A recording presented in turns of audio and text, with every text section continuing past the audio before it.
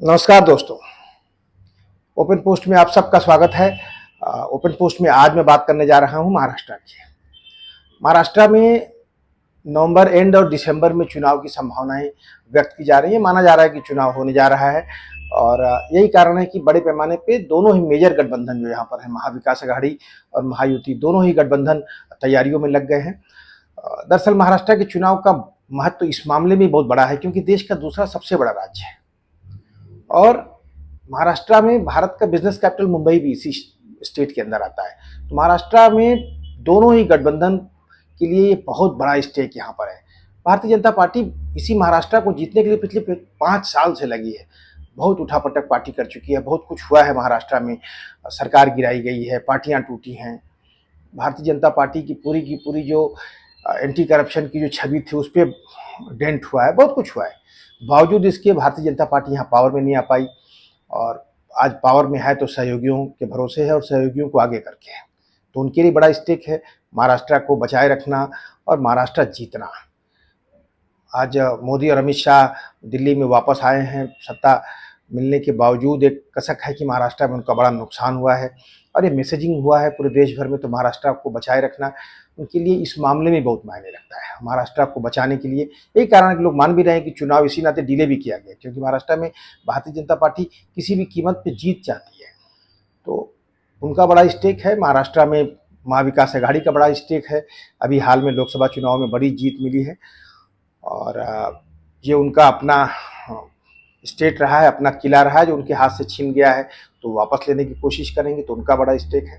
और वैसे भी क्योंकि देश का बिजनेस कैपिटल मुंबई इसी महाराष्ट्र में आता है तो दोनों ही पार्टियों के लिए ये बहुत इंपॉर्टेंट है कि यहाँ पे जीत हासिल की जाए। यही कारण है कि माना जा रहा है कि सबसे बड़ा स्टेक है सबका इस राज्य के चुनाव में।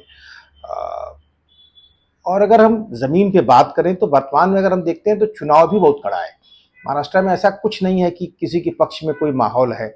अगर लोकसभा चुनाव के नज़रिए से देखें तो आप पाएंगे कि महाविकास अघाड़ी को भले यहाँ पर 30 सीटें मिली या महायुति को 17 सीटें मिली, बावजूद इसके दोनों के वोट शेयर में कोई फर्क नहीं था। लगभग 0.3% का फर्क था। कमोबेश वोट शेयर लोगों दोनों के बराबर थे। तो लोकसभा चुनाव में जो जीत हार चाहे जो हुई हो, लेकिन वोट शेयर जिस तरह के थे उससे एक बात तो संकेत साफ है कि विधानसभा चुनाव में स्थितियां बदलेंगी। हो सकता है कि यहाँ मुकाबला बहुत कड़ा हो, बहुत कम मार्जिन से चीजें दाएं बाएं हो सकती हैं। तो इसलिए यहाँ पे इस कड़े मुकाबले के लिए दोनों ही गठबंधन अपने आप को तैयार कर रहे हैं महाराष्ट्र में। लेकिन शुरुआती जो बढ़त है वो थोड़ी सी महाविकास अघाड़ी के पक्ष में दिखती है। उसका बड़ा कारण है कि महाविकास अघाड़ी अपने गठबंधन की गांठों को सुलझा चुका है कमोबेश। महाविकास अघाड़ी जैसा कि आप सब जानते हैं शरद पवार की एनसीपी, उद्धव ठाकरे की शिवसेना और कांग्रेस पार्टी एक साथ हैं। और इस गठबंधन की जो बेसिक गांठें थी उसमें सबसे बड़ा सवाल था कि भाई मुख्यमंत्री का चेहरा कौन होगा। शुरुआती दौर में माना गया कि उद्धव ठाकरे चेहरा होंगे, उन्होंने अपने आप को पुश भी किया। लेकिन फिर शरद पवार ने इस मामले को सुलझा लिया और उन्होंने कहा कि भाई चेहरा कोई नहीं होगा, चुनाव के बाद देखेंगे। और सीटों की बात करें तो ये मान लिया गया है कि लगभग फाइनल हो चुका है सीटों का बंटवारा। माना जा रहा है कि कांग्रेस और शिवसेना यहाँ पर 100 सीटों पर लड़ेंगी। शरद पवार की एनसीपी 80 सीटों पर लड़ेगी, 84 सीटों पर लड़ेगी, 84 सीटों पे, और 4 सीटें जो है सहयोगियों के लिए, समाजवादी पार्टी और दूसरे सहयोगियों के लिए छोड़ी जाएंगी। तो एक तरह से ये सारे सवाल कमोबेश हल हैं। हो सकता है मन में कुछ टीस हो, लेकिन बावजूद इसके एक सहमति भी है। जैसे कि अभी इंडिया टुडे के कॉन्क्लेव में आदित्य ठाकरे ने उन्होंने बोला कि मेरे पिता बहुत बढ़िया मुख्यमंत्री थे, महाराष्ट्र में उन्होंने बहुत काम किया है कोरोना काल से लेके अपने पूरे कार्यकाल में, और वो उनसे बेहतर कोई चेहरा नहीं हो सकता। वो इसके बावजूद फिर उन्होंने कहा कि लेकिन हम सिर्फ पावर में या मुख्यमंत्री बनने के लिए चुनाव नहीं लड़ रहे हैं। तो बेसिकली ये है कि इंडिया गठबंधन थोड़ा सा कंफर्टेबल पोजीशन में है क्योंकि उनके अपने सहयोगियों के बीच में न सिर्फ सीटों पर सहमति है बल्कि भविष्य की तैयारियों पर सहमति है। उन्हें एक किला रोकना है, बचाना है, फिर वो तय कर लेंगे।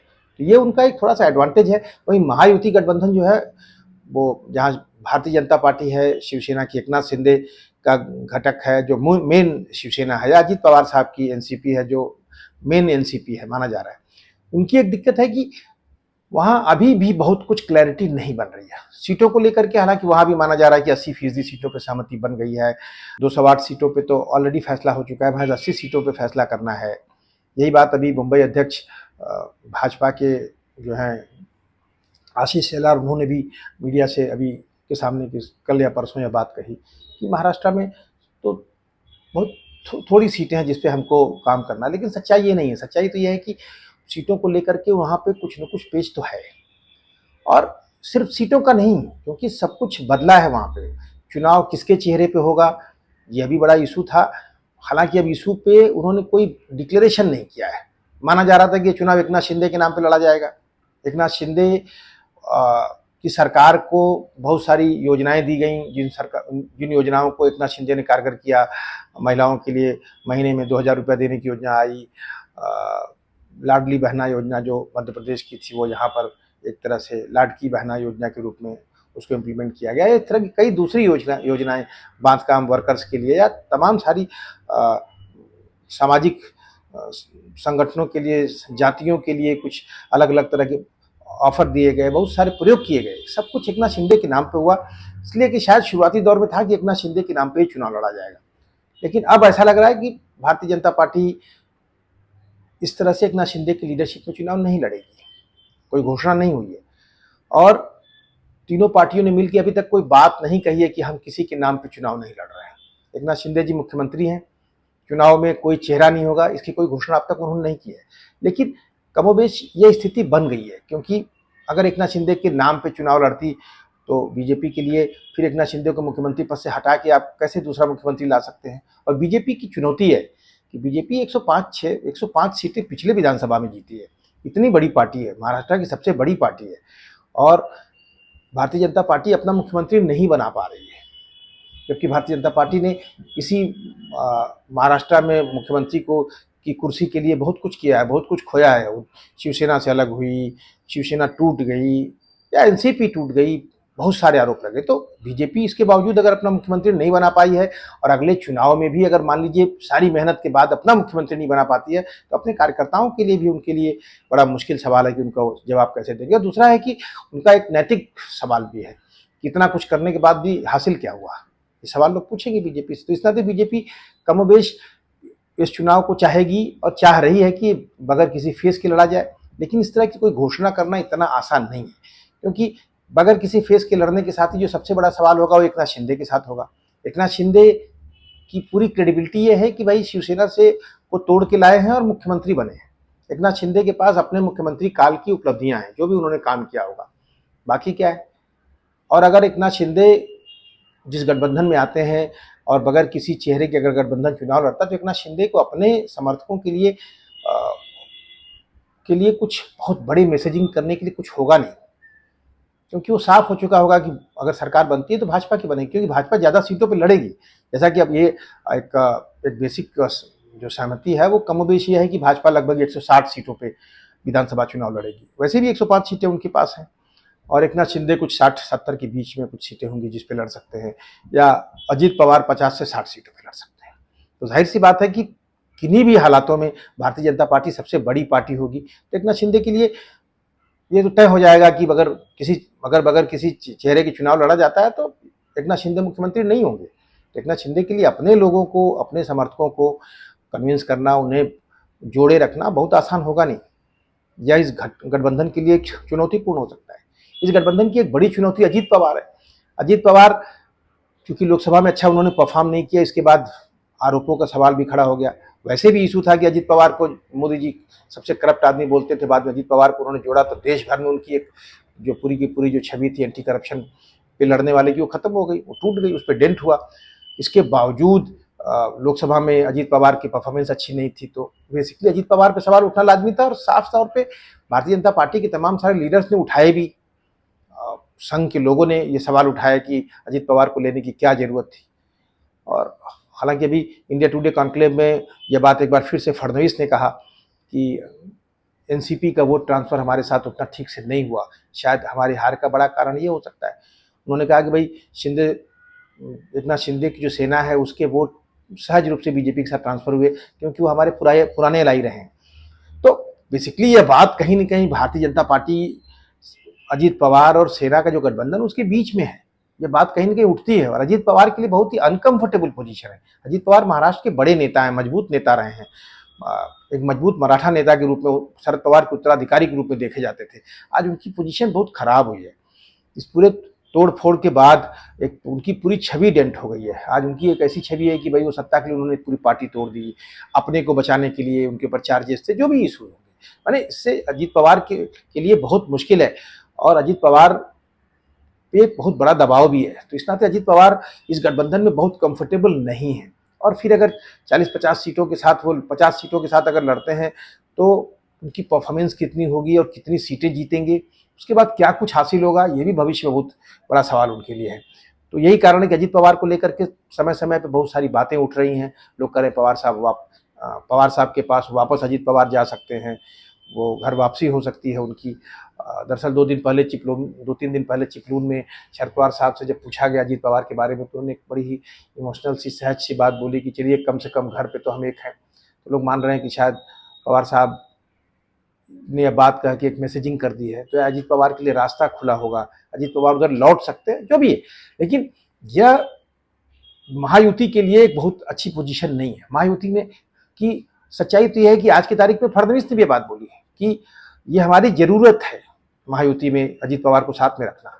उसका उन्होंने जो बात बोली उसका बेसिक आधार यही है कि पॉलिटिक्स में, राजनीति में कई बार बहुत सारे फैसले लेने पड़ते हैं जिसके जो जरूरतें होती हैं। तो एक तरह से अजीत पवार उनके लिए जरूरत के गठबंधन है। तो अजीत पवार की अपनी अनकंफर्टेबल पोजीशन है। अजीत पवार कल कहाँ रहेंगे इसको लेकर के उनके समर्थकों में बहुत अच्छी पोजीशन नहीं है। भाजपा समर्थक भी अजीत पवार को लेकर सशंकित है। तो ये महायुति के सामने एक बड़ी चुनौती है। अभी भी यह चुनौती है। तो एक तरह से उनके पूरे के पूरे गठबंधन की जो एकता का जो ढांचा है, जो सूत्र है, वो बहुत मजबूत नहीं दिखता है। उनका गठबंधन अभी भी कहीं न कहीं थोड़ा सा हिला हुआ है। वो कुछ मजबूरियों का गठबंधन दिखता है। एकनाथ शिंदे उस गठबंधन में अब इसलिए होंगे अगर उन्हें मुख्यमंत्री नहीं बनना है क्योंकि शायद अब वो शिवसेना से बाहर निकल चुके हैं। अब उनके रास्ते बंद हो चुके हैं, उनकी मजबूरियां हैं। या अजीत पवार इसलिए होंगे क्योंकि शायद वो जा करके उधर जाने से कुछ उनका नुकसान हो जाए, उसके लिए न जाना चाहते हो, या जिन कारणों से यहाँ आए हैं वो अभी भी फंसे हों, या जो भी है। तो कुल दे करके यहाँ जितने लोग हैं अनकंफर्टेबल है। भाजपा ऑलरेडी अनकंफर्टेबल है अजीत पवार के साथ। तो महायुति और इंडिया गठबंधन में या महाविकास अघाड़ी में एक बेसिक फर्क है कि महाविकास अघाड़ी को शुरुआती बढ़त है, लेकिन ये चुनाव जो है अभी 2 महीने लगेंगे, तो चुनाव तक बहुत कुछ बदलेगा। महायुति अपने गठबंधन के सवालों को हल करेगी, साफ करेगी, चीज़ें साफ होंगी। और जाहिर सी बात है कि अगर दोनों गठबंधन मजबूती से लड़ते हैं तो अगला चुनाव बहुत कड़ा होगा। खास बात यह है कि इस चुनाव में लोकसभा चुनाव के मुद्दे काम नहीं करेंगे। लोकसभा चुनाव में जो मोदी, अमित शाह या बीजेपी सेंट्रल लीडरशिप के खिलाफ जो गुस्सा था, गुजरात में इंडस्ट्रीज को शिफ्ट करने का जो आरोप था, ये उतना इस वक्त बहुत बड़ा मुद्दा नहीं होगा। उसकी इमोशनैलिटी नहीं है। सेना एनसीपी को तोड़ने का जो गुस्सा था बीजेपी या सेंट्रल लीडरशिप पे, वो कमोबेश अब उस तरह से नहीं है। वो हल हो चुका है, गुस्सा एक्सप्रेस हो चुका है। अब सेटल हो चुके हैं मतदाता, जो जिसके साथ है वो उसके साथ है। तो वो मुद्दा इस तरह से इस बार काम नहीं करेगा। संविधान बचाने वाला मुद्दा भी उस तरह से बहुत इंपॉर्टेंट अब नहीं रह गया, जिसके नाते दलितों में बड़ी गोलबंदी महाविकास अघाड़ी के पक्ष में हुई है। तो मुद्दे बहुत कुछ बदले हैं, लेकिन कुछ मुद्दे एक तरह से थोड़ा सा पॉजिटिव भी हुए हैं महाविकास अघाड़ी के पक्ष में। जैसे महाविकास अघाड़ी के पक्ष में बड़ा मुद्दा है कि चुनाव के बाद राहुल गांधी की छवि ज़्यादा मजबूत हुई है। चुनाव के बाद मोदी जी की छवि लगातार डेंट होती जा रही है। और आरक्षण और जो जाति जनगणना का जो इशू है राहुल गांधी के हाथ में, या कांग्रेस पार्टी जिसको पुश कर रही है, महाराष्ट्र में उसका बड़ा मतलब बनेगा, क्योंकि यहाँ पे मराठा आंदोलन चल रहा है आरक्षण का, और वहीं पे ओबीसी का और मराठा आंदोलन के बीच का एक जो द्वंद्व है वो कहीं न कहीं राहुल गांधी के फार्मूले से हल होता दिखता है। क्योंकि बेसिकली सवाल है कि राहुल गांधी 50% से आगे ले जाना चाहते हैं आरक्षण के दायरे को, और समाज का सही डाटा इकट्ठा करना चाहते हैं। तो वो बेसिकली उनके कुछ एडवांटेजेस हैं। दूसरा है कि इस वक्त जो है महाराष्ट्र में भारतीय जनता पार्टी लीडर नहीं तय कर पा रही है, उनका चेहरा कौन होगा।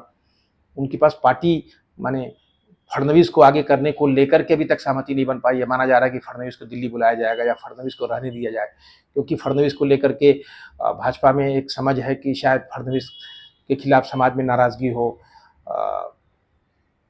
दूसरा ये है कि फडणवीस के अलावा यहाँ पे कुछ ओबीसी चेहरे की तलाश है, कोई मराठा चेहरा उनके पास है जिसको लोग आगे कर सकें, इस तरह से भी सोच रहे हैं बीजेपी के लोग। दूसरा है कि एकनाथ शिंदे मुख्यमंत्री हैं और अगर चेहरा नहीं रहेंगे तो उनके कार्यकाल की उपलब्धियां बीजेपी अपने पक्ष में कितना घुमा पाएगी, कितना भुना पाएगी, यह बड़ा इशू है। तो चेहरे का बड़ा इशू है, चेहरे को लेकर के वहाँ भी चुनाव जो होगा वो बेसिकली फिर वही कहानी है कि मोदी जी और अमित शाह के नाम पे लड़ा जाए। तो मोदी अमित शाह का चेहरा अब वो नहीं है जो चेहरा 2014 में था, 2019 में है, जिसमें उनके नाम पे चुनाव लड़ा गया था महाराष्ट्र में, या साथ में फडणवीस का चेहरा पीछे जुड़ा हुआ था। तो एक तरह से उनके पक्ष में, उनके खिलाफ एक सवाल है कि उनके पास चेहरा नहीं है, बहुत क्लैरिटी नहीं है इन सवालों पे। वहीं महाविकास अघाड़ी के पास क्या है कि महाविकास अघाड़ी के पास जो उनका राष्ट्रीय चेहरा है राहुल गांधी का, वो एक अच्छी बाइंडिंग फोर्स है। राहुल गांधी बड़ा सहज ढंग से अपने गठबंधन को आगे ले जा रहे हैं, उनके जो कंटेंट हैं वो इस गठबंधन के काम आ रहा है। दूसरा है कि उद्धव ठाकरे की जो मुख्यमंत्री काल की जो उपलब्धियां हैं वो यह गठबंधन ठीक से आगे ले जाएगा, उस पर बिल्कुल सहमति है। यहाँ तक कि शिवसेना जिस बात को आगे बढ़ाती है उसको कांग्रेस और एनसीपी के लोग भी कहते हैं कि बहुत अच्छा समय था और अच्छे मुख्यमंत्री थे, उनकी उपलब्धियां काफ़ी बेहतर हैं और काफ़ी कारगर मुख्यमंत्री के रूप में सफल रहे। तो वो उनका वो जो काम है उसको वो पुश करने की पोजीशन में है। तीसरी बात है कि उनके पास एक तरह से अभी भी चेहरे का संकट नहीं है। कांग्रेस पार्टी में कोई ऐसा चेहरा नहीं है जिसको लेकर के लोअर स्तर पे कोई विरोध हो। ठीक है, महाराष्ट्र कांग्रेस के जो अध्यक्ष हैं वो इम्पोर्टेंट व्यक्ति हो सकते हैं, लेकिन कांग्रेस पार्टी कोई ऐसा चेहरा महाराष्ट्र में आगे नहीं कर रही जिसके नाम पे चुनाव लड़ रही है। तो चेहरे के रूप में एक तरह से उद्धव ठाकरे और शरद पवार ही महाराष्ट्र में दिख रहे हैं, तो वहाँ पे सहमति है और उन चेहरों को लोग पहचानते हैं, उनकी इमोशनैलिटी भी है। तो ये महाविकास अघाड़ी का अपना एक एडवांटेज है। तो अगर हम देखें तो एडवांटेजेस और डिसएडवांटेजेस दोनों के साथ, दोनों ही गठबंधनों के साथ थोड़े थोड़े हैं और सब कुछ इस बात पे तय होगा कि चुनाव में गठबंधन की शक्ल क्या होती है। क्योंकि महाराष्ट्र की सबसे खास बात है कि महाराष्ट्र की जनता जो है कमोबेश अपनी पार्टियों, अपने नेताओं के साथ बहुत दूर तक जाती है। यही कारण है कि आप देखोगे 16-17% एनसीपी का वोट, शिवसेना का वोट, कांग्रेस का वोट, ये लगातार इंटैक्ट है। भारतीय जनता पार्टी का वोट कुछ बढ़ा था, वो भी 20-22% के आसपास है, उससे ज़्यादा नहीं है। तो लेकिन जिसके जो वोट हैं वो कहीं ना कहीं इंटैक्ट पिछले कई चुनावों से।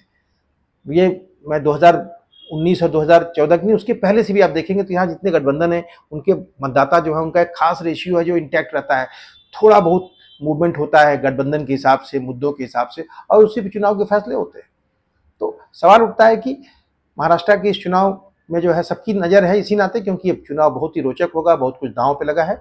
और दूसरा यह है कि चुनाव लड़ा कैसे जाएगा इस पर बहुत कुछ डिपेंड होगा, क्योंकि स्थानीय स्तर पे आप कैसे जोड़ तोड़ गठजोड़ करेंगे ये बहुत इंपॉर्टेंट होगा इस चुनाव में।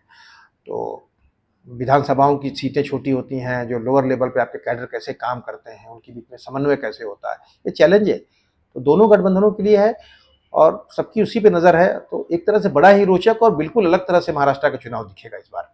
इसका सबको इंतजार है। बेसिकली कोई लहर नहीं है, कोई इस तरह का माहौल नहीं है। ये जिसे बोलते हैं कि सेनाएं कैसे लड़ेंगी, कैसे सज्ज होंगी, कैसे अपने को प्लान करेंगी, कैसे हाथी घोड़ा किधर करेंगी, इसी हिसाब से जीत हार होगी। तो इसका सबको इंतजार, देखते हैं कि क्या होता है महाराष्ट्र में। नमस्कार।